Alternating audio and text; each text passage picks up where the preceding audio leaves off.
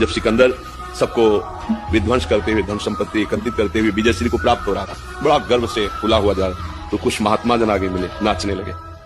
तो उसने सबको रुका और नजदीक, क्यों नाच रहे हो? क्या मेरे को देखकर नाच रहे हो? बोले हाँ, आपको देखकर नाच रहा हूँ। आप बड़े बलवान हैं, बड़े वीर हैं और आपका भय है। मैं गरीब हूँ, मेरे पास जो वस्त्र फट जाते हैं तो सुई की जरूरत होती है, मैं एक सुई धागा रखता हूँ। सुना है कि मृत्यु सबकी आती है, तो मैं भी मरूंगा, पर आप तो वीर बहादुर, सबको मारते हैं, आप ये सुई धागा मुझे दे देना परलोक में। दूसरे का, तुम महात्मा कैसे हो जब ये भी नहीं जानते कि सुई धागा भी नहीं जा सकता, तो आप ऐसा आदेश क्यों करते हैं? बोले ये हम तुम्हें समझाना चाहते थे, लाखों लोगों की हत्या कर रहे हो और जाएगा सुई भी नहीं, धागा भी नहीं, तो तुम यहां से क्या लेके जाओगे? धर्माचरण करते, लोगों को सुख पहुंचाते, लोग तुम्हारी जय जयकार करते, तुम्हारी वीरता दूसरों की रक्षा के काम में आती, तुम्हारी बुद्धि दूसरों को सुख देने के काम में आती, तो तुम दूसरों को दुख और हिंसा कर रहे हो। ले जाना यहां से एक सुई भी नहीं है। बस उसी दिन सावधान हो गया और कहा जब मेरा शरीर छूटे तो विमान से बाहर हाथ कर देना, ये सिकंदर जैसा बलशाली राजा भी कुछ नहीं लेके जा। जय गुरुदेव मेरे प्यारे साथियों, इंदिरा रावत राजस्थान अजमेर से। कहो साथियों कैसे हो? ईश्वर की दया से अच्छे ही होंगे। प्यारे साथियों, इस बार तो बहुत सारा टाइम हो गया कि मैं आप लोगों से नहीं मिल पाई। मैं बहुत ज़्यादा बिजी हो गई थी, सत्संग और त्योहार और घर की जिम्मेदारियों के बीच में कुछ ज़्यादा ही बिजी हो गई और मैं आप लोगों के लिए वीडियो नहीं बना पाई। शॉर्ट वीडियो वैसे मैं बराबर बनाती आ रही थी, लेकिन मैं लॉन्ग वीडियो नहीं बना पाई। तो मेरे प्यारे साथियों, बड़े दिनों बाद में आज आप लोगों के पास रूबरू होने का मुझे मौका मिला है।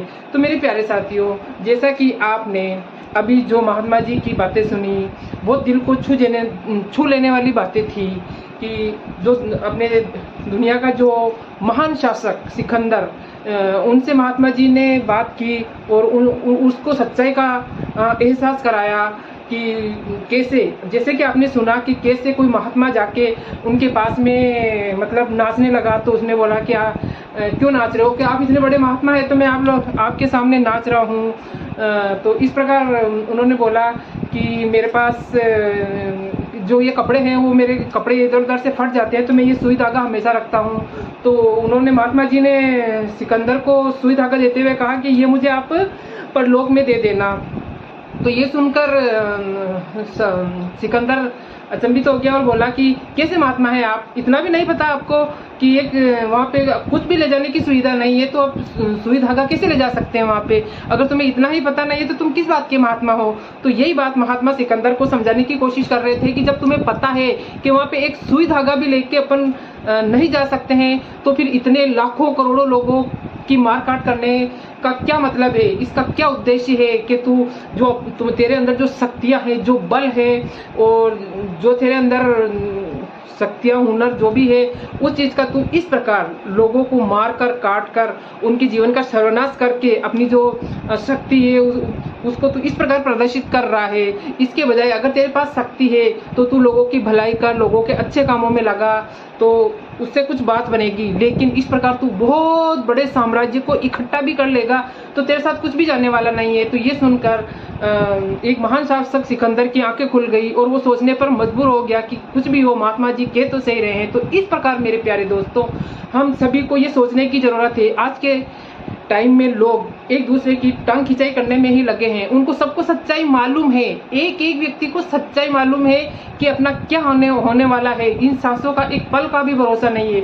हम रोज अपने आसपास में लोगों को जाते हुए देख रहे हैं कि आज हमारे वहाँ से कोई रिश्तेदार चला गया है, आज वहाँ से कोई रिश्तेदार चला गया है, आज वहाँ कुछ हमारे जो प्रिय रिश्तेदार थे वो चले गए हैं। वो उन सबके क्रियाक्रम में भी जाते हैं। हर उनके जो भी कोई प्रोग्राम होता है या जो भी उनकी जो क्रियाएं होती हैं उन सब में भाग भी लेते हैं, उनको पता भी है। लेकिन वहाँ ये सब क्रियाएं करने के बाद में, घर में आने के बाद में वापस इंसान भूल जाता है कि ये सब कुछ हस्र हमारा भी होने वाला है। कोई नहीं, ये चीज़ तो जो सच्चाई है, लेकिन बहुत सारे लोगों की आंखों पे पट्टी बंधी हुई है और वो लोगों को परेशान करने में लगे हुए हैं, लोगों की टांग खिंचाई करने में लगे हुए हैं और लोगों को बिना मतलब परेशान करने में लगे हुए हैं। जाने ये लोग क्या सोच रहे हैं। तो इस टाइम व्यक्ति को सोचने की जरूरत है कि हमें अपनी जीवात्मा के बारे में सोचना है। और सबको सच्चाई मालूम है कि आखिर अंत में ये सब कुछ, धन, माया, घर, परिवार, गाड़ी, बंगले, कुछ भी हमारे साथ नहीं जाने वाले हैं। तो क्यों ना हम सब मिलकर कुछ ऐसा करें जो कि हमारी जीवात्मा के लिए, हमारे लिए, हमारे शरीर के लिए अच्छा हो। तो प्यारे साथियों, आपसे भेदभाव को मिटाकर एक दूसरे को एक ही ईश्वर की संतान मानकर उनको प्यार करने की कोशिश करें। ये सभी अपने हैं, इस दुनिया में रहने वाले सभी लोग अपने हैं और कोई भी यहाँ पे अमर नहीं है। सबका नंबर आना है, एक आज है, कल है, कभी भी सांसों का कोई भरोसा नहीं है, कोई कभी भी चला जाएगा। लेकिन लोगों को ये जो समझने की ज़रूरत है। तो मेरे प्यारे साथियों, इसी प्रकार आप एक दूसरे से हिल मिल कर रहिए, एक दूसरे से घृणा और द्वेष को मिटाइए, क्योंकि कोई भी इंसान जो भी काम करता है वो किसी एक दूसरे के लिए कोई नहीं करता है। अगर कोई कम कमाता है, कोई ज़्यादा कमाता है, तो वो सिर्फ अपने परिवार के लिए कमाता है। अगर कोई ज़्यादा भी कमाता है तो कम कमाने वाले के ऊपर अपनी धौंस दिखाकर क्या साबित करना चाहता है। इन सब से कुछ भी नहीं होने वाला है। जो है जितना है उसमें ही खुश रहो। खुशियों के कोई मायने नहीं होते ना।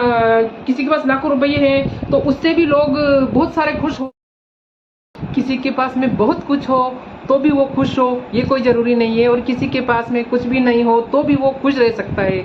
तो प्यारे साथियों, इसी प्रकार हंसते रहिए, मुस्कुराते रहिए और अपने जीवन में आगे बढ़ते रहिए और मस्त रहिए। और आप मेरे चैनल पर नए आए तो सब्सक्राइब कीजिए और आपको वीडियो अच्छी लगी तो लाइक, कमेंट और शेयर कीजिए।